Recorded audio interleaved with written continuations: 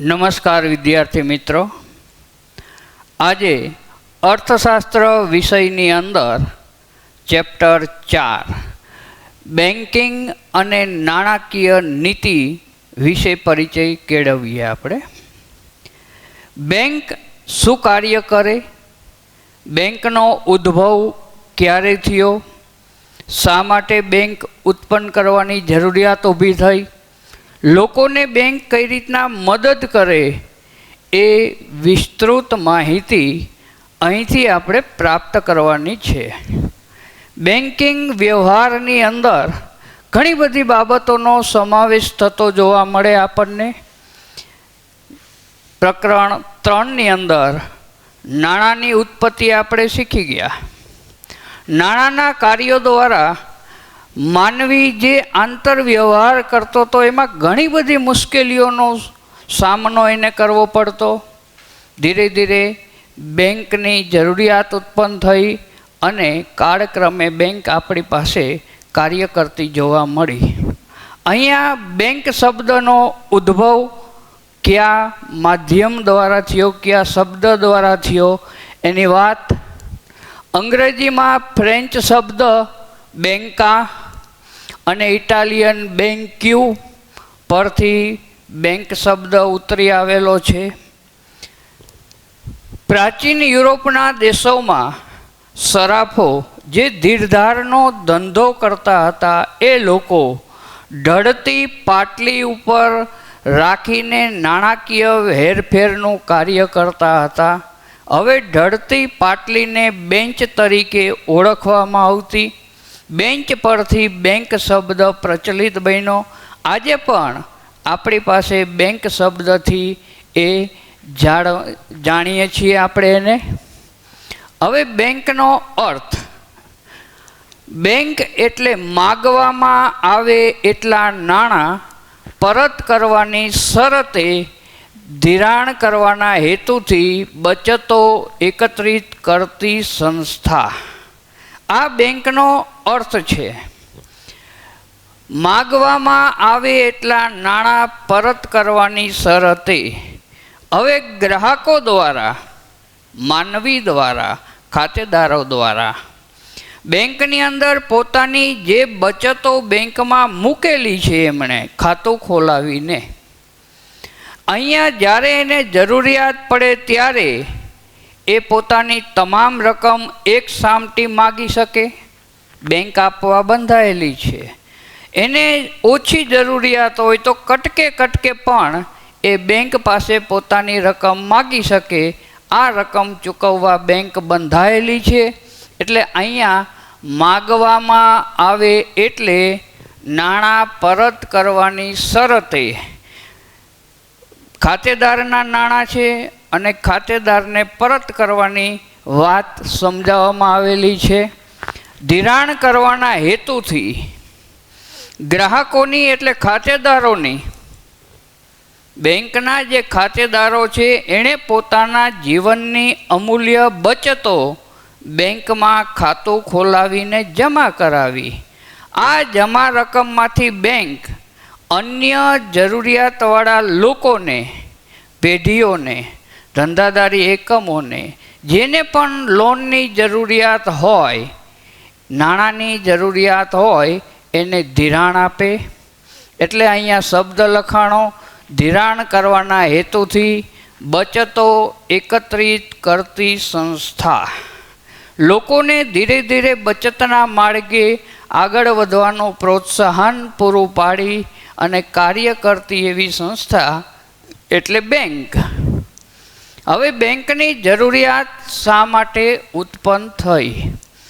તો નાણાકીય વ્યવહારમાં નાણાંની સાચવણી. શરૂઆતમાં માણસ ભટકતું જીવન ગાળતો.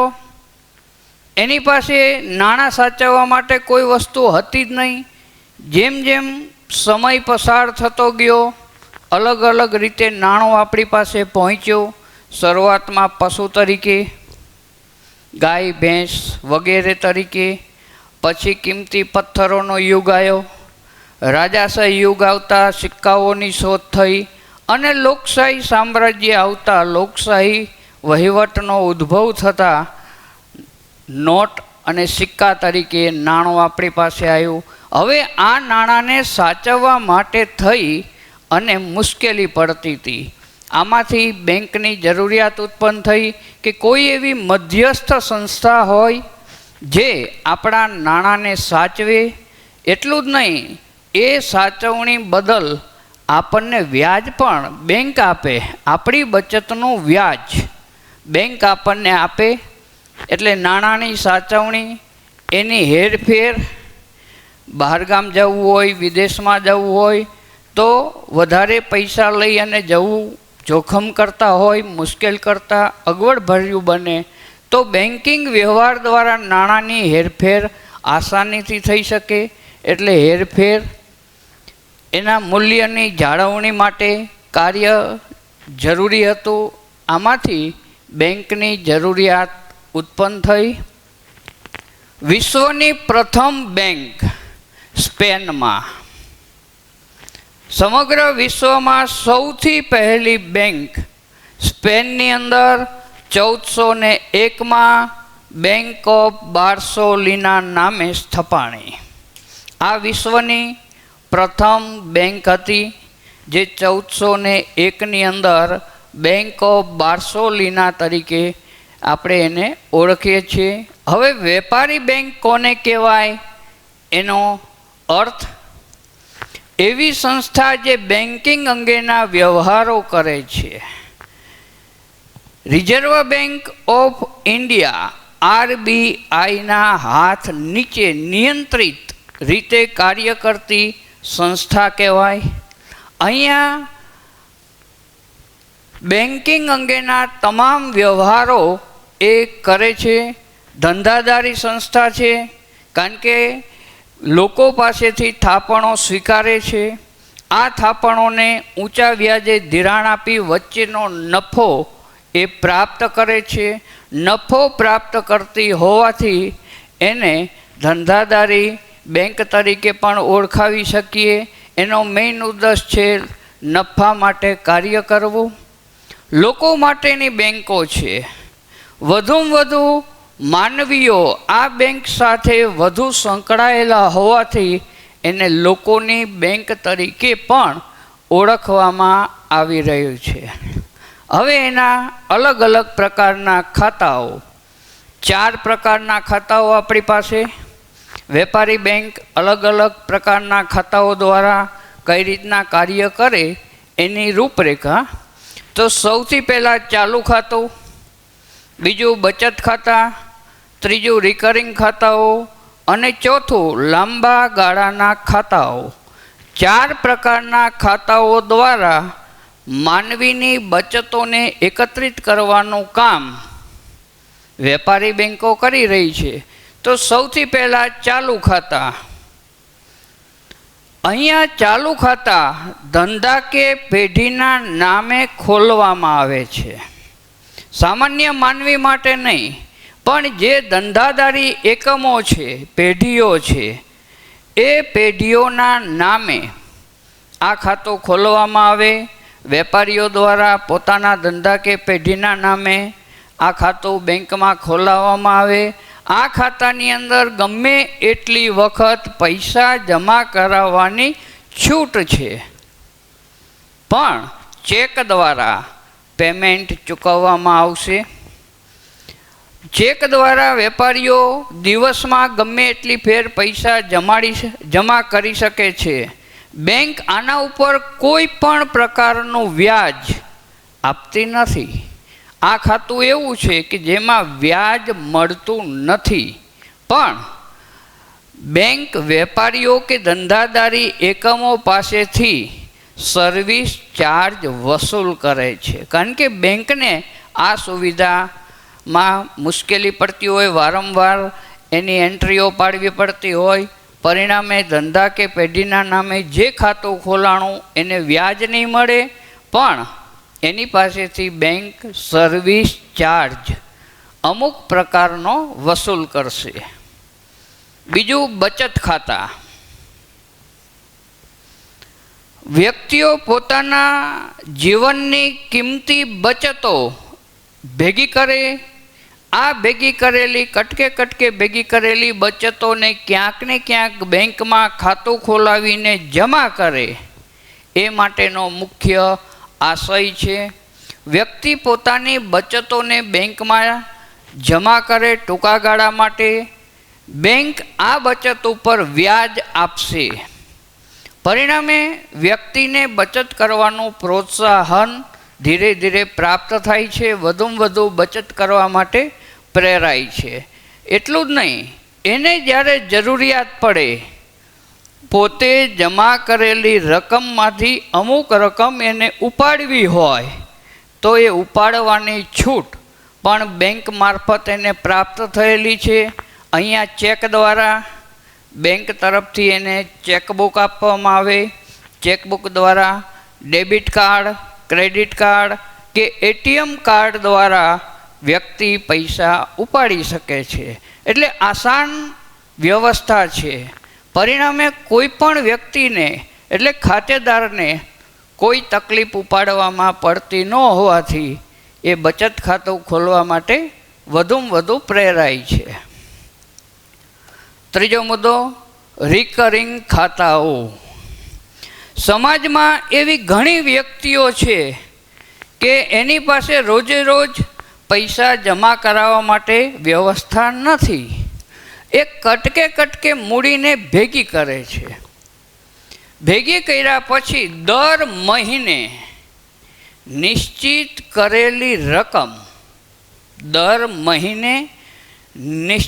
કરેલી રકમ બેંકમાં જમા કરાવે છે. પરિણામે ધીરે ધીરે એની જમા રકમ ઉત્તરોત્તર વધતી જાય છે. એને કોઈ તકલીફ નથી. ધીરે ધીરે બચત ભેગી કરે, મહિનો પૂરો થાય, નક્કી કરેલી સમયે નક્કી કરેલી રકમ એને બેંકમાં જમા કરાવવાની. કટકે દર મહિને એની જમા રકમ વધતી જાય છે. આ જમા રકમ ઉપર બેંક એને વ્યાજ આપે છે. લાંબા ગાળાના ખાતા. અમુક વ્યક્તિઓ પોતાના જીવનની બચતને અમુક સમય માટે લાંબા સમય સુધી બેંકમાં મૂકવાની ઈચ્છા રાખતા હોય છે. આ સગવડતા પણ બેંક દ્વારા ગ્રાહકોને અપાય છે. લાંબા ગાળાના ખાતાને ફિક્સ ડિપોઝિટ યોજના તરીકે પણ ઓળખી શકીએ આપણે. મિનિમમ 5 વર્ષથી 15 વર્ષ સુધી ફિક્સ ડિપોઝિટમાં રકમ આસાનીથી મૂકી શકીએ આપણે.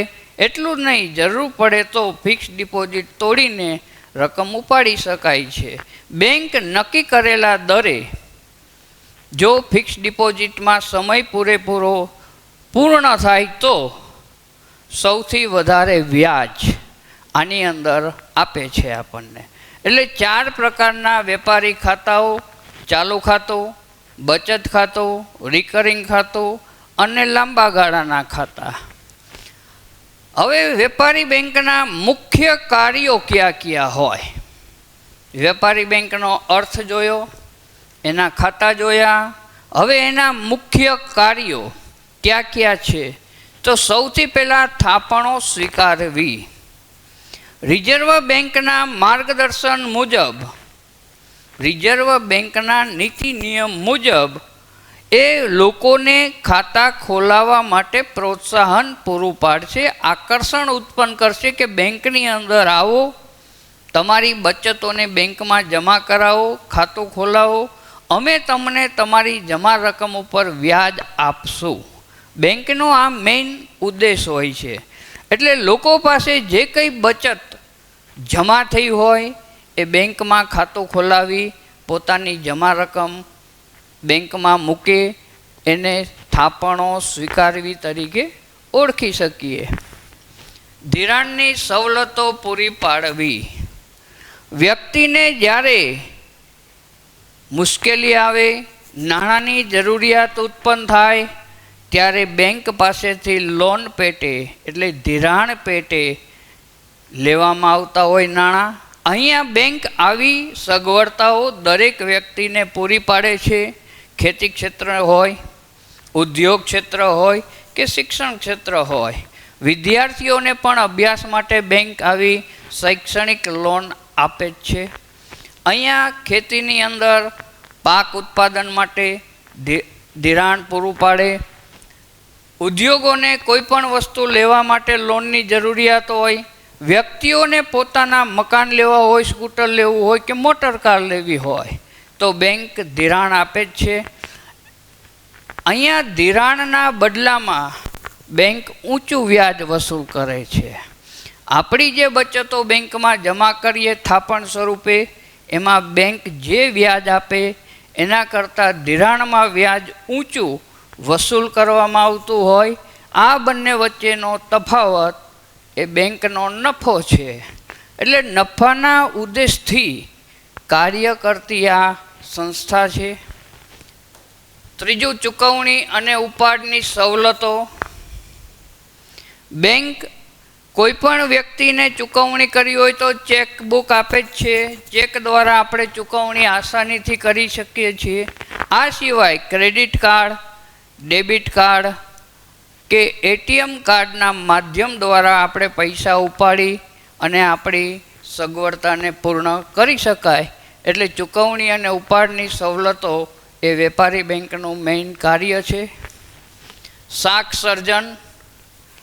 લોકોએ જે બચતો બેંકમાં જમા કરી એ બચતમાંથી અમુક રકમ અનામત રાખી બાકીની રકમ અન્ય વ્યક્તિઓને ધિરાણ તરીકે આપી નવી શાખનું સર્જન કરે છે, જેને શાખ સર્જન પ્રક્રિયા તરીકે આપણે ઓળખાવી શકીએ.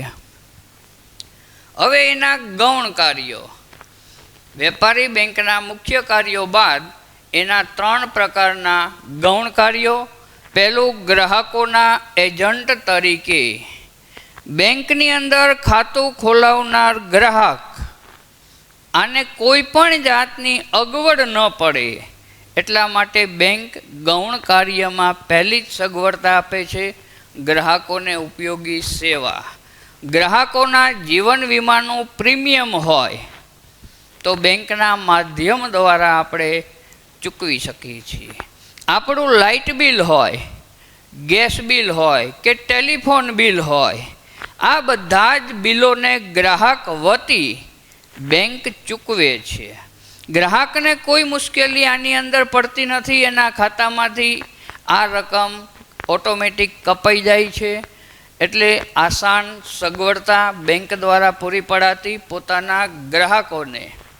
બીજું, ગ્રાહકોને ઉપયોગી સેવા.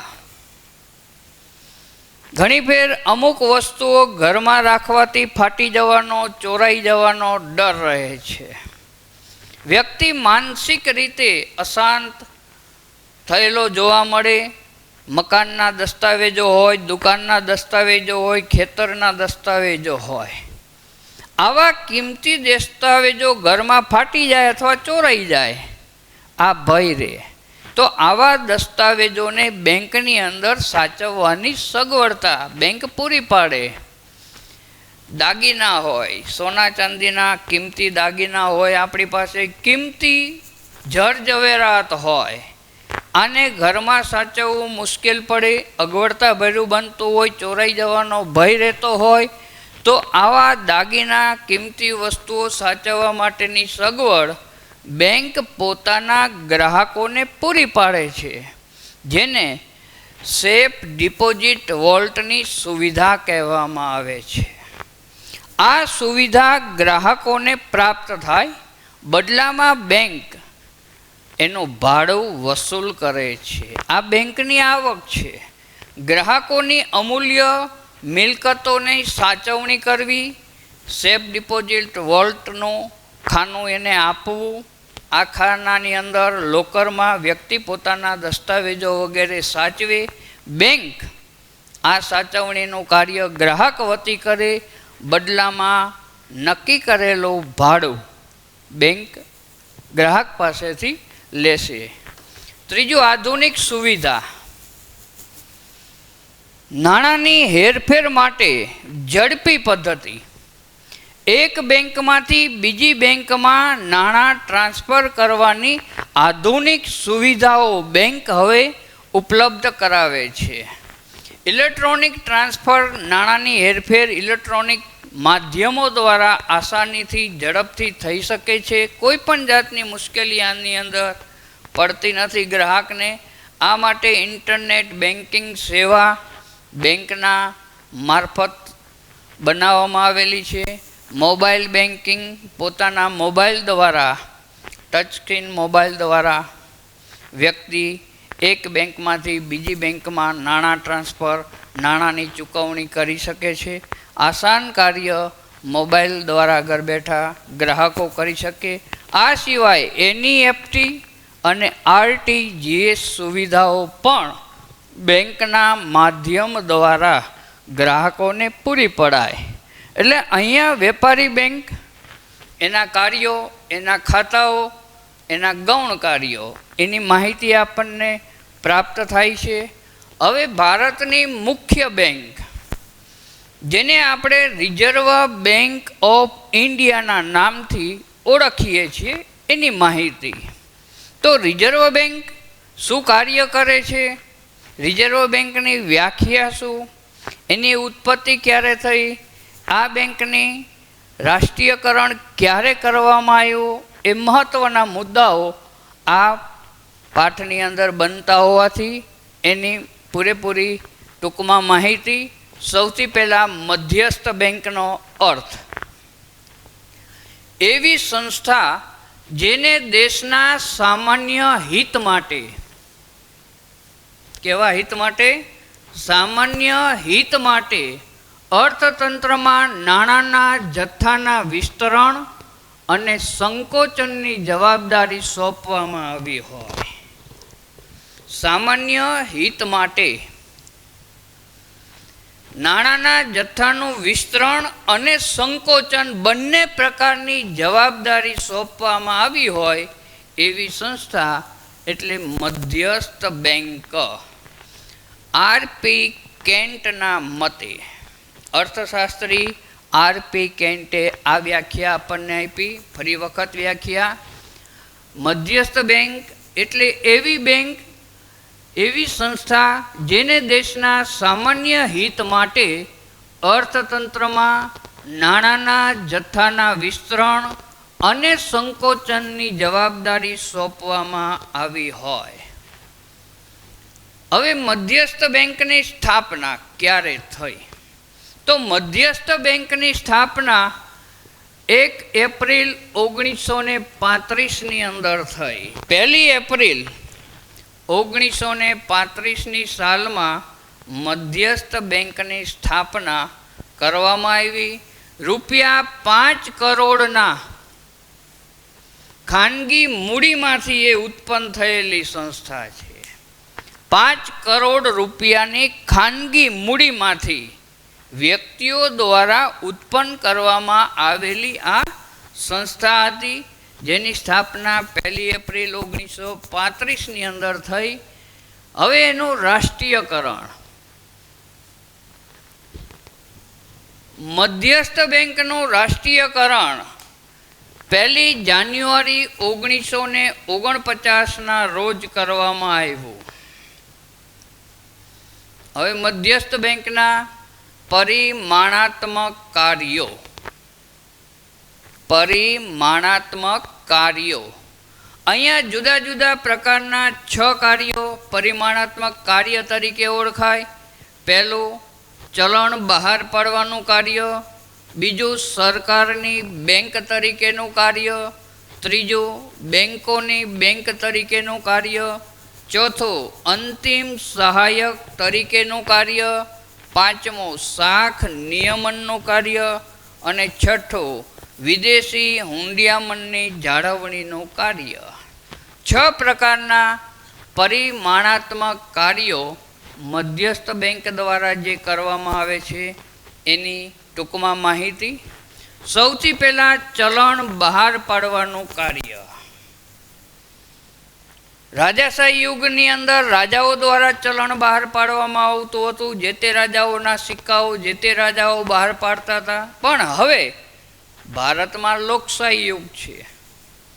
અહીંયા લોકોની લોકો માટે અને લોકો દ્વારા ચાલતી સરકાર હોવાથી મધ્યસ્થ બેંક એક રિઝર્વ બેંક ઓફ ઇન્ડિયાના નામથી દેશની સર્વોચ્ચ બેંક તરીકે આપણે એને સ્થાપેલી હોવાથી ચલણ બહાર પાડવાનું મુખ્ય કાર્ય એને સોંપવામાં આવેલું છે. પણ અહીંયા બરોબર ધ્યાન રાખવાનું કે મધ્યસ્થ બેંક દ્વારા નોટો છાપવાનું કાર્ય થાય છે, પણ 2 રૂપિયાથી માંડીને ભારતીય ચલણની જુદી જુદી નોટો 2ની, 5ની, 10ની, 50ની, 100ની, 500ની કે 2000ની નોટ, આ નોટ છાપવાનું કાર્ય રિઝર્વ બેંક ઓફ ઇન્ડિયા કરે છે. પણ આની અંદર ધ્યાની રાખવાનું કે 1 રૂપિયાની નોટનો ઉલ્લેખ નથી, સિક્કાઓનો ઉલ્લેખ નથી. તો આ નોટ 1 રૂપિયાની નોટ અને સિક્કાઓ કોણ બહાર પાડે એ પ્રશ્ન ઉત્પન્ન થાય. તો અહીંયા 1 રૂપિયાની નોટ અને સિક્કાઓ જે ભારતીય ચલણમાં છે, આ સિક્કાઓ બહાર પાડવાનું કાર્ય ભારત સરકારનું નાણાં ખાતું કરે છે. એટલે જવાબની અંદર ધ્યાન રાખવાનું, ₹2થી લઈને ભારતીય ચલણની નોટો, પણ 1 રૂપિયાનો ઉલ્લેખ એમાં કરવાનો રહેતો નથી, કારણ કે આપણું નાણાં ખાતું આની જવાબદારી સ્વીકારે, એ સિક્કાઓ બહાર પાડશે. એટલે ચલણ બહાર પાડવાનું કાર્ય, ચલણને દેશની અંદર દૂર દૂરના સ્થળ સુધી પહોંચાડવાનું કાર્ય રિઝર્વ બેંક ઓફ ઇન્ડિયા કરે. સમગ્ર ચલણ ઉપર ધ્યાન રાખવાનું, અંકુશ રાખવાનું કાર્ય રિઝર્વ બેંક ઓફ ઇન્ડિયા કરે છે. બીજું, સરકારની બેંક તરીકે કેન્દ્ર સરકાર, રાજ્ય સરકારની બેંકોના નાણાકીય એજન્ટ તરીકેનું કાર્ય રિઝર્વ બેંક ઓફ ઇન્ડિયા એટલે ભારતની મધ્યસ્થ બેંક કરે છે. કેન્દ્ર સરકારનું નાણાં ખાતું જે સિક્કાઓ બહાર પાડે, આ સિક્કાઓને લોકો સુધી, દૂર દૂરના પ્રદેશો સુધી પહોંચાડવાનું કાર્ય મધ્યસ્થ બેંક સંભાળે છે. એટલું જ નહીં, ગવર્મેન્ટની કોઈ પણ યોજના હોય, આ યોજનાનો લાભ લોકોને સુધી પહોંચાડવાનું કાર્ય પણ રિઝર્વ બેંક ઓફ ઇન્ડિયા કરે છે. એટલે નાણાકીય એજન્ટ તરીકે કામ કરે, સલાહકાર તરીકે ભારત સરકારની નાણાકીય નીતિની અંદર શું કરવું, શું ન કરવું, એની જરૂરી સલાહ બેંક દ્વારા પૂરી પાડવાની હોવાથી સરકારની બેંક તરીકે આપણે ઓળખી શકીએ. ગવર્મેન્ટની જેટલી લોકોને ઉપયોગી યોજનાઓ છે, આ યોજનાઓના નાણાં દરેક નાગરિક સુધી પહોંચે એ જવાબદારી રિઝર્વ બેંક સંભાળે છે. ત્રીજો મુદ્દો, બેંકોની બેંક, મુખ્ય બેંક. બેંકોની બેંક એટલે વડીલ બેંક. બેંકોની સ્થાપના, કોઈ પણ બેંકની સ્થાપના રિઝર્વ બેંકના નિયમો અનુસાર જ થાય. આ બેંકોની શાખાઓનો વિસ્તાર કરવો હોય, અલગ અલગ જગ્યાએ શાખાઓનો વિસ્તાર કરવો હોય તો પણ રિઝર્વ બેંકના માર્ગદર્શન મુજબ, એના નીતિ નિયમ મુજબ બેંકો કરવા માટે બંધાયેલી છે. દરેક બેંકની ધિરાણ નીતિ ઉપર અંકુશ રાખવાનું કાર્ય મધ્યસ્થ બેંક કરે છે. વેપારી બેંકો ગ્રાહકોનું શોષણ ન કરે, એટલે ઊંચા વ્યાજે નાણાં વસૂલ ન કરે, એટલે ધિરાણ નીતિ દ્વારા અહીંયા કાર્ય કરશે. વ્યાજનો દર નક્કી કરશે. જુદી જુદી યોજનાઓ માટે અથવા તો જુદી જુદી લોન માટે અલગ અલગ પ્રકારના વ્યાજ, ભેદભાવયુક્ત વ્યાજ કહેવામાં આવે, એ દર મધ્યસ્થ બેંક દ્વારા નક્કી થાય. દાખલા તરીકે ખેતીને લગતું ધિરાણ હોય તો ઓછા વ્યાજે ધિરાણ પ્રાપ્ત થાય. પણ મોજ શોખના સાધનો આપણે વસાવવા હોય, સ્કૂટર હોય, મોટર હોય, ઘર હોય, તો આની અંદર વ્યાજનો દર ઊંચો હોય.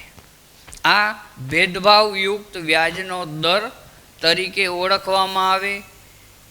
અહીંયા બેંકોની બેંક હોવાથી મધ્યસ્થ બેંક આ બધી જ પ્રક્રિયાઓનું અંકુશ અને નિયમન કરવાનું કાર્ય કરશે. બીજું, બેંકો પાસે માર્જિન મની ભેગી કરાવશે. કોઈ પણ વ્યક્તિ જ્યારે ધિરાણ માગે, એણે માગેલી ધિરાણ પૂરેપૂરું ક્યારેય આપવામાં આવતું નથી. અહીંયા વ્યક્તિ ધિરાણ આપ્યા પછી કટકે હપ્તે હપ્તે એ રકમની વ્યાજ સહિત ચૂકવણી કરવા બંધાયેલો છે. બાહેંધરી અહીંયા રિઝર્વ બેંકના માર્ગદર્શન મુજબ દરેક બેંક લખાવી જ લેતી હોય છે. બદલામાં ગ્રાહક પાસેથી જમીન, મકાન, દુકાન, મોટર જે કંઈ હોય એના દસ્તાવેજ લેવામાં આવતા હોય છે. વ્યક્તિ જો હપ્તા ભરવામાં નિષ્ફળ જાય, કોઈ પણ કારણસર એ હપ્તા ન ભરે, તો જે શાખ તરીકે આપણે વસ્તુ લીધી એને વેચીને પણ બેંક વ્યાજ વસૂલ કરી શકે, મૂળ રકમ વસૂલ કરી શકશે. એટલે અહીંયા વ્યાજના દર, ધિરાણની નીતિ એ બધાનું કાર્ય કરતી હોવાથી બેંકોની બેંક તરીકે મધ્યસ્થ બેંકને ઓળખવામાં આવશે. અંતિમ સહાયક તરીકેનું કાર્ય, ચોથો મુદ્દો આપણો. ઘણી ફેર સમાજની અંદર એવું જોવા મળે કે વ્યક્તિઓની અંદર અફવા ફેલાય કે બેંક બંધ થઈ જવાની છે. લોકો પોતાની થાપણો પ્રાપ્ત કરવા માટે ધસારો કરે. અતિશય ધસારાને પહોંચવું બેંકને મુશ્કેલ થઈ પડે. બેંકમાં નાણાકીય પુરવઠો ઘટે. આવી કોઈ પણ કટોકટી આવે, આર્થિક કટોકટી, ત્યારે રિઝર્વ બેંક અંતિમ સહાયક તરીકે આ બેંકની બાજુમાં ઊભી રહી છે. એની પાસે જે જામીનગીરીઓ હોય એને ખરીદ કરે, બદલામાં નાણાકીય રકમ ચૂકવશે. બેંકને જે રકમની જરૂર છે એ રકમ મધ્યસ્થ બેંક ચૂકવી આપી એનું નાણાં ભંડોળ પૂર્ણ કરશે. પરિણામે જે વ્યક્તિઓ પોતાનું ધિરાણ માગવા માટે પહોંચ્યા હતા એ તમામ વ્યક્તિઓને મળી જાય. બેંક ઉપર એમનો વિશ્વાસ પાછો બેસે.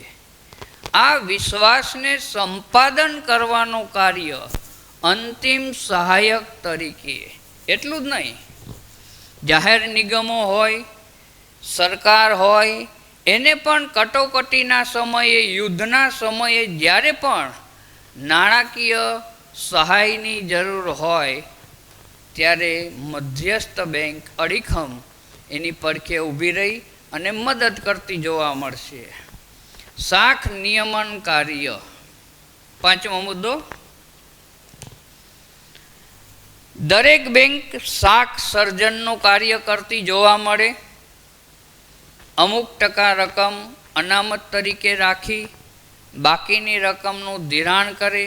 પણ આ ધિરાણ અતિશય ન થાય એના નિયમનનું કાર્ય મધ્યસ્થ બેંક દ્વારા કરવામાં આવશે. છઠ્ઠો મુદ્દો, વિદેશી હુંડિયામણની જાળવણી. વિદેશમાંથી ભારતમાં અતિશય હુંડિયામણ ઠલવાય નહીં, અથવા ભારતમાંથી વિદેશમાં હુંડિયામણ જતું ન રહે, ભારતનું નાણું વિદેશમાં જતું ન રહે.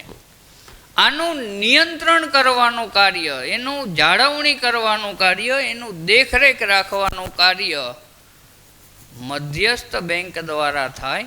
એટલે સમગ્ર નાણાકીય પ્રક્રિયા ઉપર દેખરેખ અંકુશ રાખવાનું કાર્ય, નાણાંનું વિસ્તરણ, જરૂર પડે એનું સંકોચન, બેંક રેટ ક્યારે વધારવા ક્યારે ઘટાડવા, આ મુખ્ય કાર્ય મધ્યસ્થ બેંક પોતાના પરિમાણાત્મક કાર્યો દ્વારા કરશે.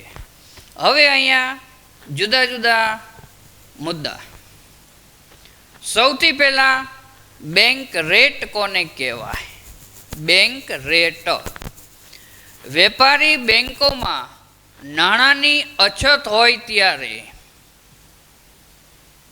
આરબીઆઈ વેપારી બેંકોને લાંબા ગાળાનું ધિરાણ જે વ્યાજના દરે આપે તેને બેંક રેટ તરીકે ઓળખવામાં આવશે. વ્યાખ્યા શૈલી છે બેંક રેટ. સૌથી પહેલાં નાણાંની અછત હોય. કોને અછત હોય? વેપારી બેંકોને. વેપારી બેંકોને જ્યારે નાણાંની અછત હોય ત્યારે એ લાંબા ગાળા માટે, સમય લાંબા ગાળા માટે આરબીઆઈ પાસેથી ધિરાણ લેશે.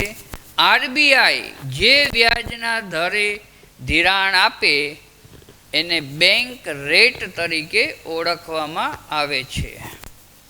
હવે રેપો રેટ. તો રેપો રેટ કોને કહેવાય? વેપારી બેંકો દ્વારા ટૂંકા ગાળા માટે, બરોબર ધ્યાન રાખવાનું, વેપારી બેંકો માટે ટૂંકા ગાળા માટે 1 દિવસ, 7 દિવસ કે 15 દિવસ, આ એની મર્યાદા. 1 દિવસ, 7 દિવસ કે 15 દિવસ માટે આરબીઆઈ જે વ્યાજના દરે ધિરાણ આપે એને રેપો રેટ કહેવાય. અહીંયા સમયગાળો મહત્ત્વનો છે. 1 દિવસ, 7 દિવસ કે 15 દિવસ, આ ટૂંકા ગાળા માટે વેપારી બેંકોને જે ધિરાણ આરબીઆઈ પૂરું પાડે એને રેપો રેટ કહેવાય. રિવર્સ રેપો રેટ, આનાથી ઉલટી પ્રક્રિયા, રિવર્સ રેપો રેટ. વેપારી બેંકો પાસેથી હવે આરબીઆઈ ટૂંકા ગાળા માટે જે વ્યાજના દરે ધિરાણ લે એને રિવર્સ રેપો રેટ કહેવામાં આવે. આરબીઆઈને કોઈ પણ રીતે નાણાકીય જરૂરિયાત ઊભી થઈ અને વેપારી બેંકો પાસેથી ધિરાણ પ્રાપ્ત કરશે ટૂંકા ગાળા માટે તો રિવર્સ રેપો રેટના નામથી એને ઓળખવામાં આવે. કોલ મની કોને કહેવાય? એક બેંક બીજી બેંકને મધ્યસ્થ બેંક દ્વારા ટૂંકા ગાળાનું ધિરાણ આપે એને કોલ મની કહેવાય.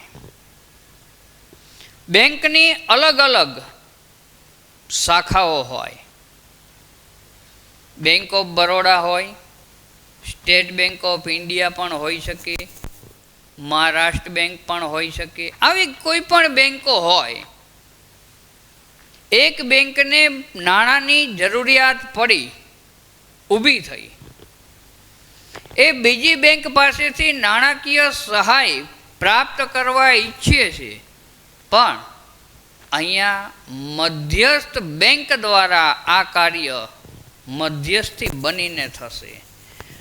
એક બેંક બીજી બેંકને મધ્યસ્થ બેંક દ્વારા ટૂંકા ગાળાનું ધિરાણ આપે. મધ્યસ્થીનું કાર્ય મધ્યસ્થ બેંક કરે છે. એના નીતિ નિયમોને આધીન આ કાર્ય થાય. એક બેંકની જરૂરિયાત બીજી બેંક પૂર્ણ કરે, નાણાકીય જરૂરિયાત. બીજી બેંક પાસે વધારાની મૂડી પડી હોય તો એ મૂડી અહીંયા ધિરાણ પેટે બીજી બેંકને આપવામાં આવે. એને કોલ મની તરીકે ઓળખવામાં આવે છે. મિત્રો, આ પાઠની અંદર જે મહત્ત્વની વસ્તુઓ છે એ તમારી નજર સામે છે. બેંક શબ્દનો ઉદ્ભવ કઈ રીતના થયો, વેપારી બેંક કોને કહેવાય, વિશ્વની સૌથી પહેલી બેંક કઈ સ્થપાણી, ક્યારે સ્થપાણી, સાલ 1401 સ્પેનમાં બેંક ઓફ બાર્સોલિના, બેંકના જુદા જુદા પ્રકારના 4 ખાતાઓની રજૂઆત, અહીંયા વેપારી બેંકના મુખ્ય કાર્યો, એના ગૌણ કાર્યો અને મધ્યસ્થ બેંક એની સ્થાપના ક્યારે થઈ, 1 એપ્રિલ 1935, કેટલી મૂડી હતી, 5 કરોડની ખાનગી મૂડી, એનું રાષ્ટ્રીયકરણ આપણે કર્યું 1 જાન્યુઆરી 1949માં, એના પરિમાણાત્મક 6 પ્રકારના કાર્યો, ચલણ બહાર પાડવાનું, સરકારની બેંક તરીકે, બેંકોની બેંક તરીકે, અંતિમ સહાયક તરીકે, શાખ નિયમન તરીકે, વિદેશી હુંડિયામણની જાળવણી તરીકે અને જુદા જુદા મુદ્દાઓ, bank rate, repo rate, reverse repo rate અને call money. Okay, thank you.